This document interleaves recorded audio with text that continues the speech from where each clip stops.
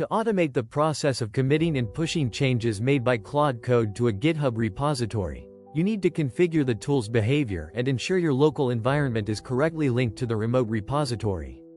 Claude code interacts with your local file system, so the automation relies on how the CLI is invoked and how Git is configured on your machine.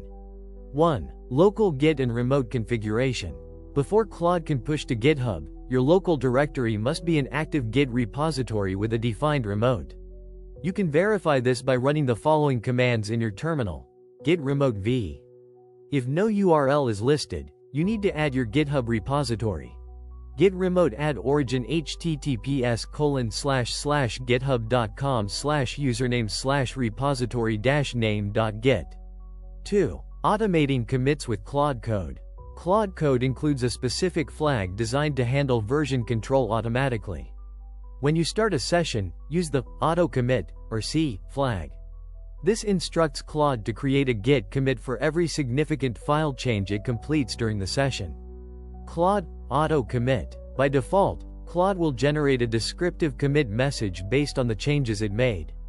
If you prefer to have Claude suggest a message that you approve manually before the commit is finalized, you can use Claude commit suggest.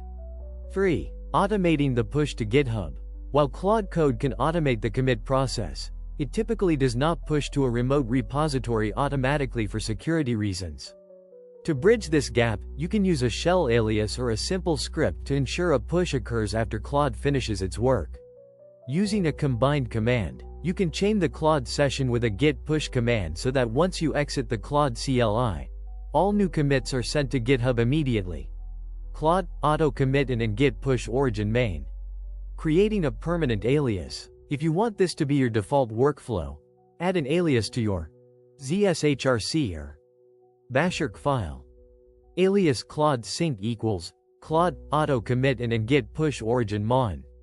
4. Permission and authentication. For the push part of the process to work without interrupting your flow for passwords, ensure you have an SSH key or a personal access token (PAT) configured with your Git credential manager. If you use the GitHub CLI tool, you can further streamline this by running ghauth login to ensure your terminal has persistent permission to push to your account.